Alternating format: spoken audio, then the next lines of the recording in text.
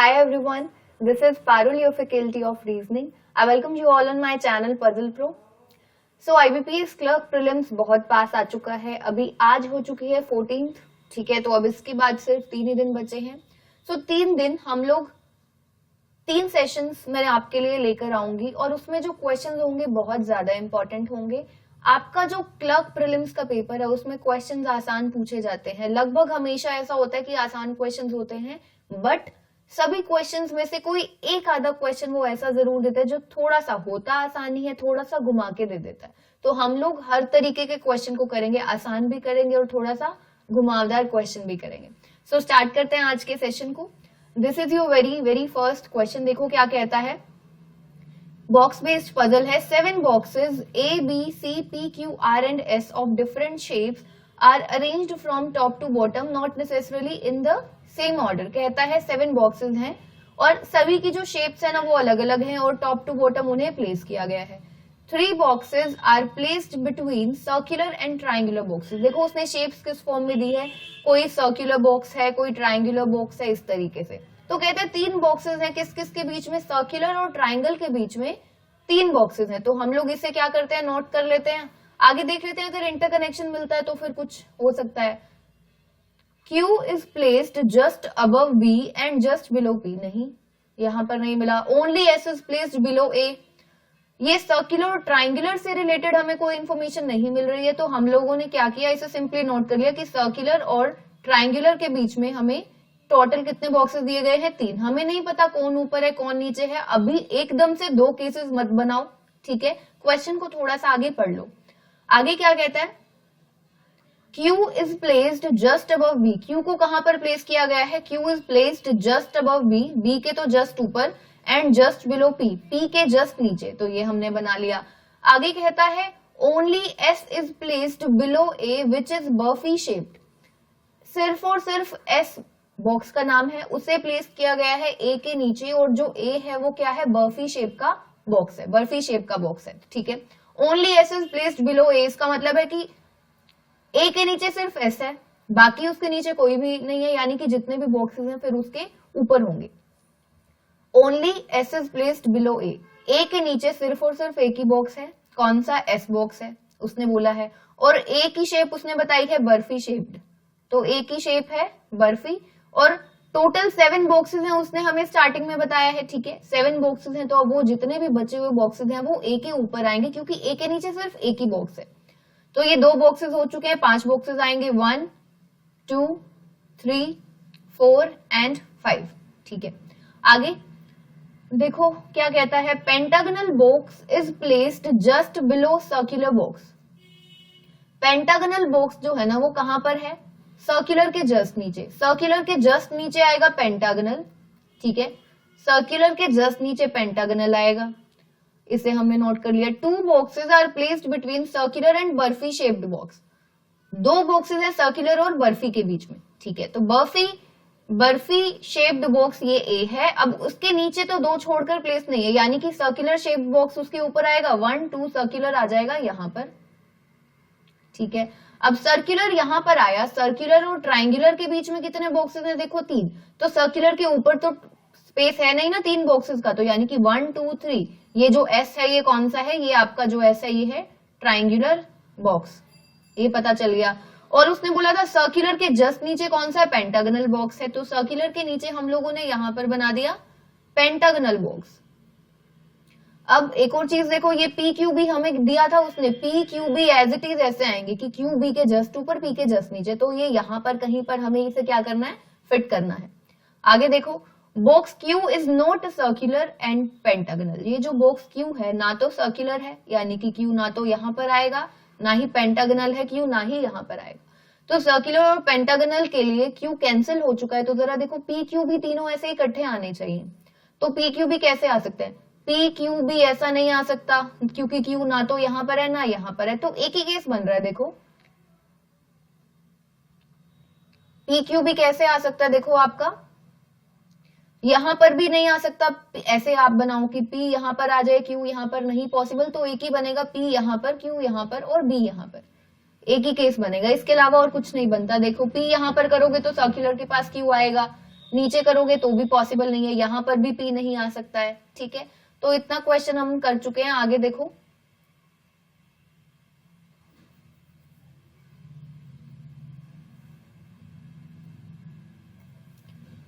Rectangular box is placed just above square shape box. Rectangular box जो है वो square shape box के just ऊपर है, ठीक है। यानी कि अब हमें दो प्लेसेस चाहिए ऐसे जिनके बॉक्सेस का शेप मेंशन ना हो। रेक्टेंगुलर ऊपर है स्क्वायर के, तो हमें P और Q के शेप्स बाकी हैं, बाकी पेंटागनल है उसके जस्ट नीचे सिर्फ एक ही शेप बाकी है। तो रेक्टेंगुलर जो है वो किसके ऊपर है? रेक्टेंगुलर बॉक्स ऊपर है स्क्वायर शेप्ड के, तो ये यहां पर आएगा। आगे कहते हैं box R is bar shape. जो बॉक्स आर है वो है बार शेप का, ठीक है। तो अब यानी कि आर है बार शेप, तो हमें चाहिए एक ऐसी पोजीशन जिसका बॉक्स भी मेंशन ना हो, उसका शेप भी मेंशन ना हो। तो वो हमें दिख रहा है यहाँ पर, ये आ गया आपका बार शेप्ड। अब देखो कौन सा बॉक्स बचा है, A B C P Q R S, A B C बचता है, यहाँ पर आ गया। क्वेश्चन आपका यहाँ पर है कंप्लीटेड। आपको लगेगा आसान है, यस आसान ही आपके पेपर में पूछा जाएगा। क्लर्क प्रीलिम्स का पेपर आसान ही होता है, ठीक है। तो ये था question, first question. Next question हम लोग सॉल्व करते हैं।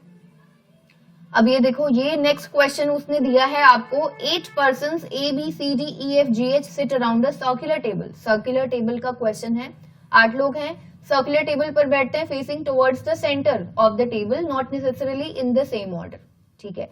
अब देखो ये जो क्वेश्चन है दिखने में थोड़ा सा क्या लग रहा है, बड़ा लग रहा है, थोड़ा सा बड़ा, ठीक है। तो अब इस क्वेश्चन को थोड़ा ध्यान से करना पड़ेगा। They all like different types of food, सभी को अलग अलग तरह का फूड भी पसंद है। उसने आपको रात में एक वेरिएबल दे दिया। आगे कहते हैं no two person sit adjacent according to alphabetical order. अब ये जो लाइन है ना, इसको बहुत ही ध्यान से पढ़ना है और इसको याद भी रखना है। कई बार क्या होता है स्टूडेंट्स के साथ, क्या होता है जल्दबाजी में उन्होंने पढ़ा है, दिमाग में है, पर जब वो आगे इंफॉर्मेशन पढ़ते हैं तो सॉल्व करते हैं तो समझ में नहीं आता है कि ये क्या हो गया, क्वेश्चन तो कहीं से बन नहीं रहा, इसको कहां पर प्लेस करे, कहां पर प्लेस करे। तो क्या होता है वो फिर से क्वेश्चन को पढ़ता है और फिर ध्यान जाता है कि अच्छा उसने ये बोला था कि कोई भी दो लोग एडजेसेंट नहीं होंगे एज पर अल्फाबेटिकल ऑर्डर। तो इसको हमेशा स्टार्टिंग से ही ध्यान रखो।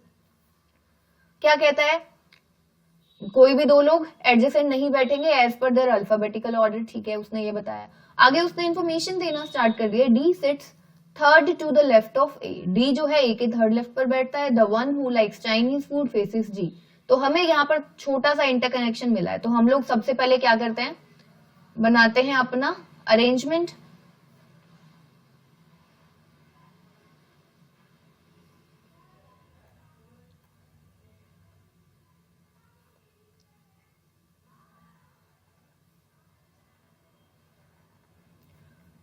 तो हमारे पास इन टोटल कितने पर्सन्स हैं, 8 पर्सन्स हैं। सभी के सभी कैसे हैं, इनसाइड फेसिंग है।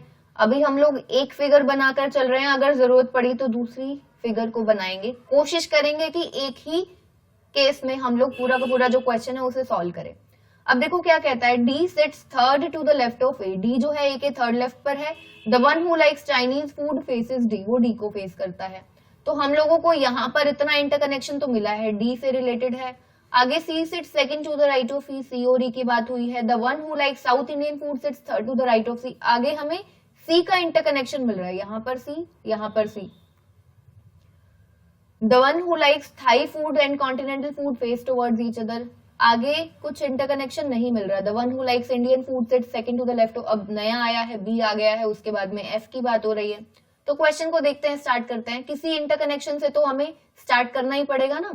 तो उसने बोला D sits third to the left of A. D कहां पर है, ए के थर्ड लेफ्ट पर, तो ए यहां पर आ जाएगा। ए का थर्ड लेफ्ट पर डी आ चुका है। आगे the one who likes Chinese food faces D. D को फेस करता है कौन, डी को फेस करता है जो चाइनीज, जिसको चाइनीज पसंद है। ये नोट कर लिया हमने। आगे देखो,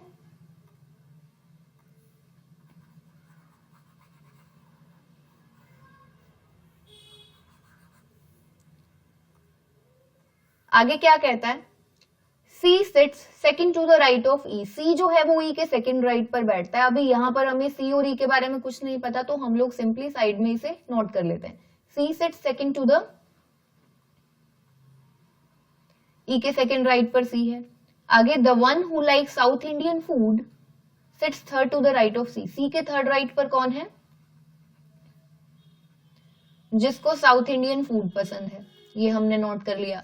अब एक तरह से ये भी हमें क्या मिला है, इंटरकनेक्शन तो मिला है, पर अभी हम इसको प्लेस एज सच इसमें नहीं कर सकते। देखते हैं किस तरीके से करेंगे, पूरा क्वेश्चन पढ़ लेते हैं। The one who likes Thai food and continental face towards each other. जिसको थाई पसंद है और जिसको कॉन्टिनेंटल पसंद है वो आमने सामने एक दूसरे को फेस करते हैं। The one who likes Indian food sits second to the left of B. B के सेकंड लेफ्ट पर कौन है? जिसको इंडियन फूड पसंद है। इंडियन फूड जिसको पसंद है वो बी के सेकंड लेफ्ट पर बैठता है। F does not like Indian and continental. F को ना तो इंडियन पसंद है और ना ही कॉन्टिनेंटल।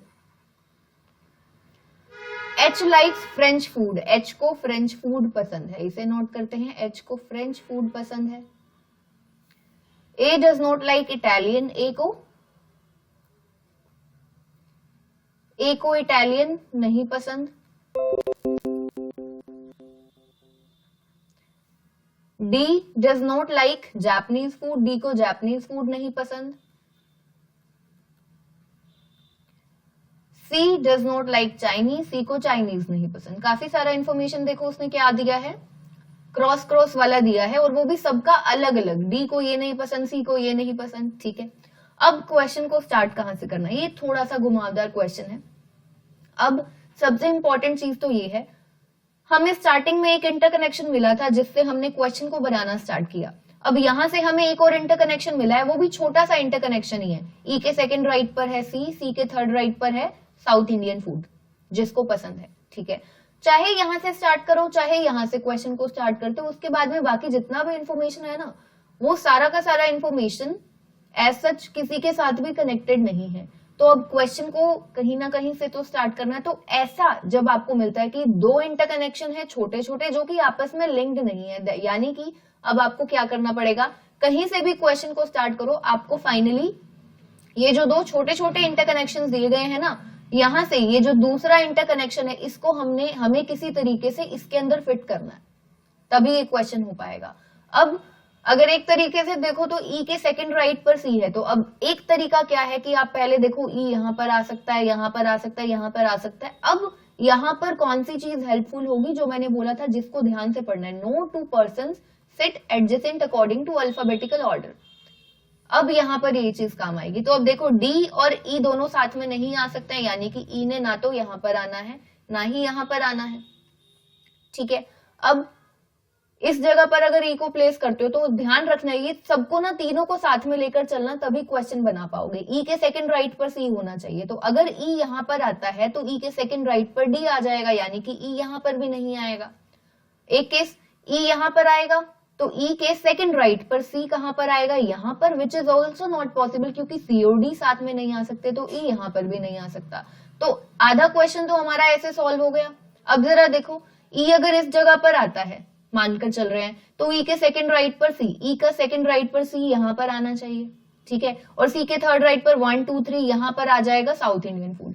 अब इससे रिलेटेड क्या कुछ और इन्फॉर्मेशन दिया गया है, देखो कैंसलेशन वाला देखो जो उसने दिया था, एफ को इटालियन, सी को चाइनीज नहीं पसंद। देखो अब ये भी पता चल गया कि ई यहां पर भी नहीं आ सकता, सी यहां पर नहीं आएगा। तो अब हमारे पास सिर्फ और सिर्फ एक ही जगह बचती है, देखो यहां पर नहीं आ सकता ई के लिए हमने देखा है, यहां पर नहीं आ सकता, यहां पर नहीं आ सकता, यहां पर भी, और यहां पर भी नहीं आ सकता। अब एक अकेला बचता है चाइनीज, अकेला चाइनीज बचता है, यहां पर आ सकता है ई।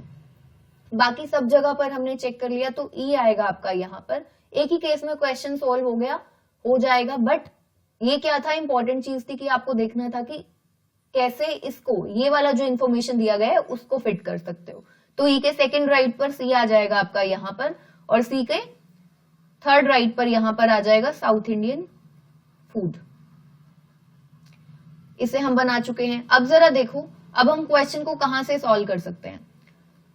हमें पता है कि कोई भी दो पर्संस एडजेसेंट नहीं आएंगे अपने अल्फाबेटिकल ऑर्डर के अकॉर्डिंग। तो अब देखो ए प्लेस कर चुके हैं, सी आ चुका है, बी को जरा देखते हैं।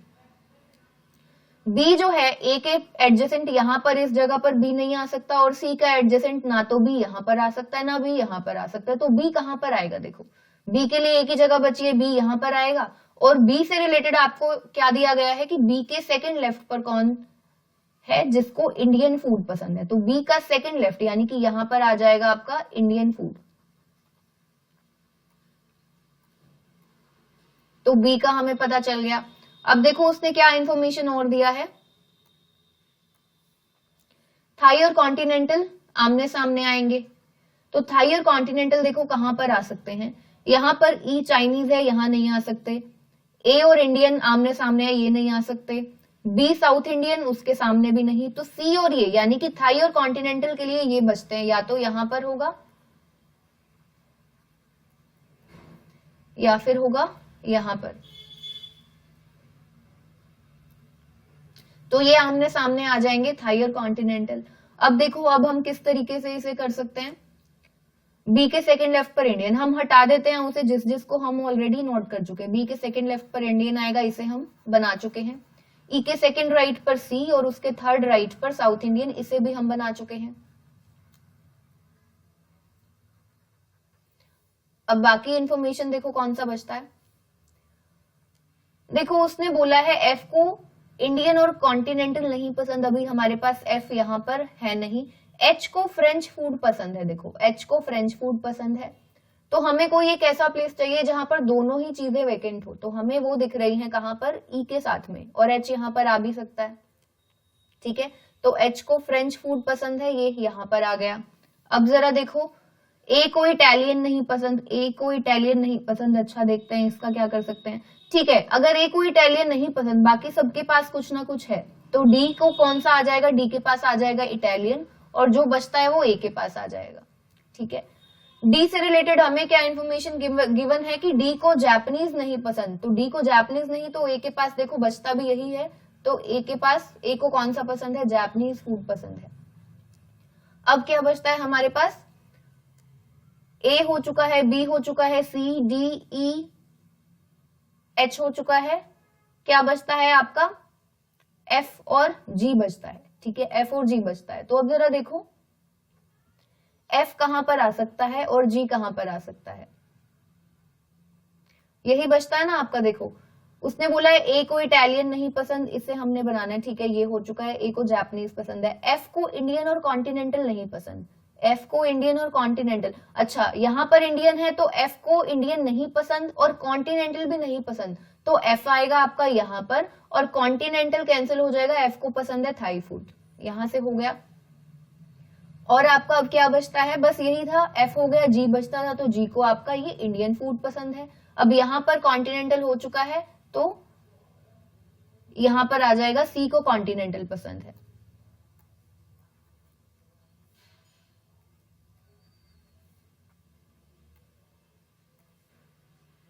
सी को कॉन्टिनेंटल पसंद है। अब ये क्वेश्चन जो है ये कंप्लीटेड है, आपसे वो कुछ भी पूछे आप इजीली आंसर कर सकते हैं। थोड़ा सा क्वेश्चन डिफिकल्ट नहीं था, आसानी क्वेश्चन था, बस ये था कि थोड़ा सा लंबा क्वेश्चन था जिसमें आपको थोड़ा सा नोट ज्यादा करना पड़ा, और आपको ऐसे क्वेश्चंस भी मिलेंगे और बिल्कुल आसान लेवल के क्वेश्चंस भी मिलेंगे। तो चलिए नेक्स्ट क्वेश्चन हम लोग करते हैं, ब्लड रिलेशन का क्वेश्चन है। There are 7 members, 3 generations and 2 married couple in a family. 7 members हैं, 3 generations और 2 married couples. P is mother-in-law of A. P कौन है, mother-in-law है A की, ऐसा बनेगा, ठीक है। आगे F is daughter of G. F जो है वो कौन है, डॉटर है G की। B is grandson of P, B जो है वो P का ग्रैंडसन है, P का ग्रैंडसन। अब पॉसिबिलिटी क्या है, या तो B आ सकता है यहां पर, या फिर हो सकता है कि P का कोई और चाइल्ड हो, उसका आगे फर्दर चाइल्ड हो ये B, ठीक है। तो हम लोग इसे सिंपली दिमाग में रखेंगे, B is grandson of P, यहां भी हो सकता है, और उसका कोई भाई या बहन हो उसका भी हो सकता है। E is sister in law of A, कहता है E जो है वो सिस्टर इन लॉ है A की। E जो है कौन है, सिस्टर इन लॉ है, तो यानी कि इसका मतलब तो यही है ई है सिस्टर इन लॉ, यानी कि ई का कोई ना कोई भाई होगा, और ये ए फिर हो जाएगी वाइफ उसकी। ई कौन है? सिस्टर इन लॉ है ए की। U is father of G, U कौन है? फादर है जी के। तो यू जी एफ, पहली बात तो देखो 3 जनरेशन की फैमिली है, तो ये है फर्स्ट जनरेशन, ये है सेकंड, ये है आपकी थर्ड में आएगा बी कहीं पर, हो सकता है आगे ई का हो, ये जो बी चाइल्ड है ई का भी हो सकता है। अब जरा देखो, इसका मतलब कि ये जो यू है ये किस में होगा? फर्स्ट जनरेशन में होगा, जी होगा सेकेंड जनरेशन में, एफ होगा थर्ड जनरेशन में। अब आगे, E is unmarried and only daughter of U, E जो है अनमैरिड है और ओनली डॉटर है, यू की डॉटर है, तो यहां से समझ में आ गया यू की डॉटर है, तो ये हो गया ऐसा। यू कौन है? फादर है ई के, और यू के आगे फर्दर देखो उसने बोला यू के आगे जी, तो जी यहां पर होगा, और ये जो बी है यानी कि बी जो है ये जी का ही चाइल्ड है, जी और ए का चाइल्ड है, और ये एफ यानी कि ये भी हो गया ऐसा। अब देखो टोटल 7 पर्सन, 1 2 3 4 5 6 एंड 7 हो गया है, और हमें सबका अब पता है को वो किसी का भी किसी के साथ रिलेशनशिप पूछे, कुछ भी पूछे, अब आप इजीली आंसर कर सकते हैं। आसान था, आसान ही पूछे जाएंगे क्वेश्चंस आपके पेपर में। तो चलिए मिलते हैं फिर नेक्स्ट सेशन में। Take care everyone.